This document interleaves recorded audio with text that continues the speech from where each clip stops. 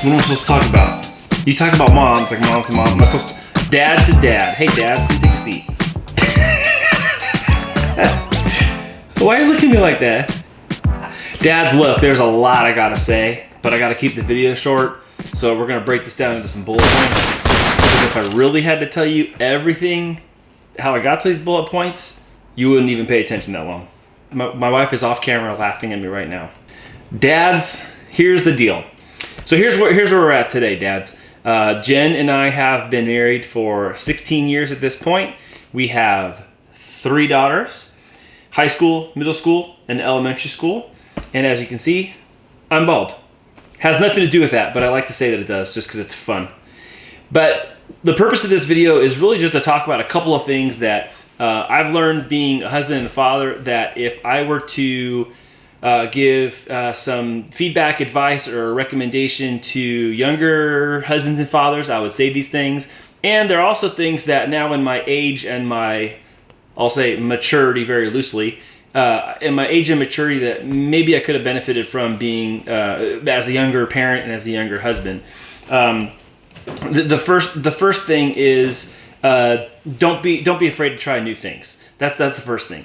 There's this famous saying that fear of failure kills more dreams than failure actually does. And it's something like that. But I think for me and Jen, that's something that we did right, kind of.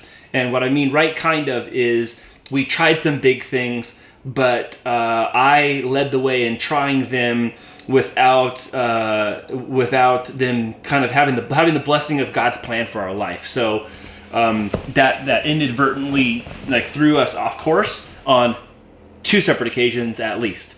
So I'd say be bold and try new things, but I'd say seek guidance in that as a couple first, and what it is you're being called to do, and then do those things together.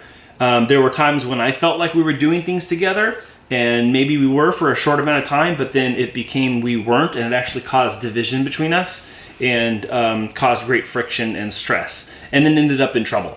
So number one, try things, but do it with the consideration of where God's asking you guys to be as a couple. The second thing is fight for your marriage.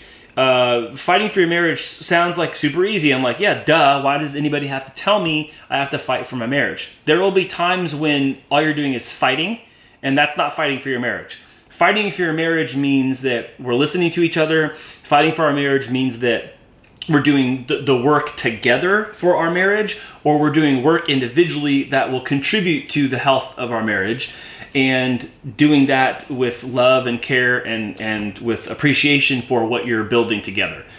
So fight for your marriage. Number 3, do not give up. So number 3, do not give up.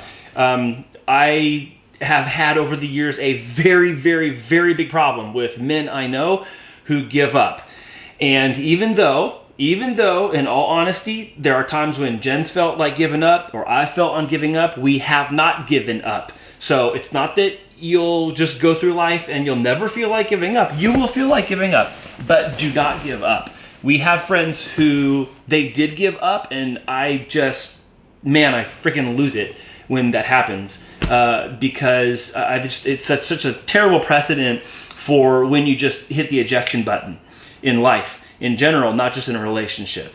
Now, disclaimer, men, there are situations that might require you to hit the ejection button. And I'm not going to go into all the details of that, but I trust that you'll have the right guidance and you'll get the right counsel on when that will be and what that's for and why.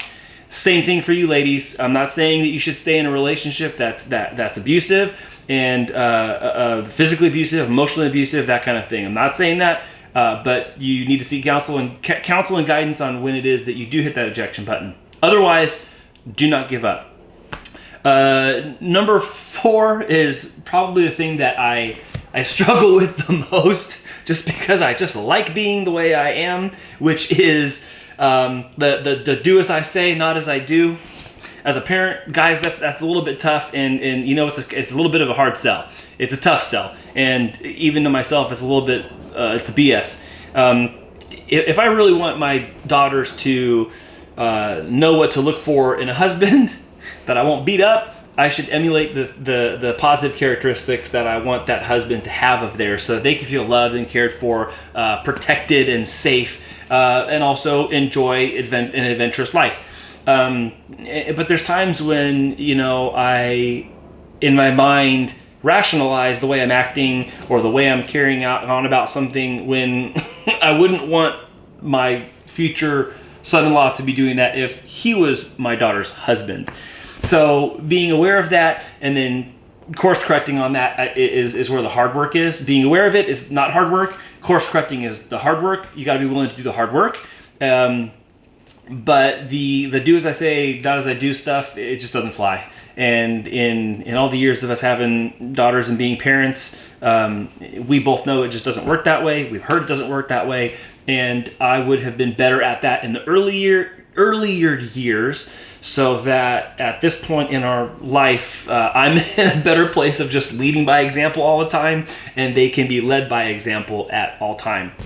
And then the last thing I'd say is that's kind of present in my life right now is constantly trying to remind myself and carry out the fruit of the Spirit. So from Galatians 5 in the Bible, talks about the fruit of Spirit of peace, patience, gentleness, kindness, joy, peace, patience, joy, kindness, goodness, and self-control. Forgiveness. There's like 9 of them, and I'm forgetting them, but I'm going to put them right here.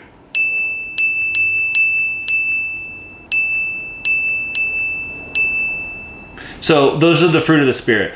And those are the things that, like, I have to constantly remind myself, okay, be this way, do this thing. And not out of a militant or legalistic, like, you have to be this way. But honestly, it's healthy for your house. It's healthy for you as a husband. It's healthy for your kids, if you're a father, if you are those things, because then you are emulating those things and you're putting into practice those things that hopefully your kids are grasping onto as well.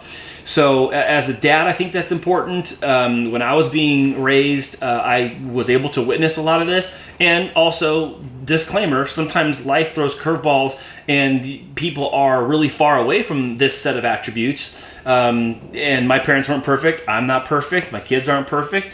And there are times when I'm much closer to these attributes than there are times when I'm very close to them and times when I'm kind of far away from them. The reason I'm saying that they kind of hold a place in my life is it's easy to go back to them and then assess how far away am I from that. And then if I'm far away, I got to get back on course with those things. So if you are hearing the fruits of the Spirit for the first time and you're hearing about Galatians 5 for the first time, start there and check out what those attributes are, and then identify in your life, where do these things exist? Where are they non-existent but should be? And you know what? I have a last piece of advice. Be patient when listening. I'm not good at this a lot of the time. Like, seriously, right, Jen? She's over there. Thumbs up, guys. You're getting the thumbs up from off camera. Be patient when listening. And the reason is because I have in the past jumped to conclusions of what I thought we were talking about, or I thought what Jen's point was to me, and it wasn't that, or I was missing information and still trying to draw a conclusion. And I know this sounds really elementary, but it's something I've really had to work on. It's something I've had to work on in order to listen at the pace in which she's communicating, and then seek to understand it, and then find out what is it that I need to do in order to rectify the situation. And then we talk about what it is we're both going to do and how it's going to help our marriage. So, and please understand, like, not all these things go seamlessly, and not all these things are pretty along the way. They just aren't. But it is a relationship, and a relationship is growing or dying. It's tough to find a third direction. Stagnant eventually is basically just a state of dying. So, it's important for us to listen to one another. We have to actively communicate to each other. In a previous video, Jen and I talked about us being honest with each other. Not from a place of being honest versus dishonest, but for being transparent on how we actually feel, not covering up how we feel. So the active listening part of being a patient listener means that I also have to trust that what I'm hearing is what's actually happening. So guys, you need to be good at communicating what it is you're actually feeling, because if you cover it up, like I've covered up things in the past on how I felt, you're basically just a cover-up artist, and you're a fraud. I've been a fraud to my wife and how I felt about things for a while, or certain circumstances or chapters of our life. And I don't want you to be a fraud. She didn't marry a fraud. She certainly doesn't want to wake up and be like, what's your husband do? Oh, he's an emotional fraud. Try that out. It's not a good thing for either one of you in a spousal relationship to be. But guys, this is for you. So dudes, there's certainly more I could talk about because, let's be honest, I've made plenty of mistakes. But if there's something more specific or detailed you want me to address, or you wish to talk to me about directly, you can post a comment below, or you can send a direct message to us. You can go to the profile, go to the email, and you can send a direct message to me, and we can have a conversation. And for those of you guys watching this and you're like, yeah, but where's the stuff about wives to wives and moms to moms? That was actually in the previous video. Jen did a video talking mom to mom, and girl, you got this. So guys, man up in the areas of your life where you are not being the father you want to be, not being the husband you want to be. This is a call to action. It's also a call to action for me. So this is not a one direction conversation.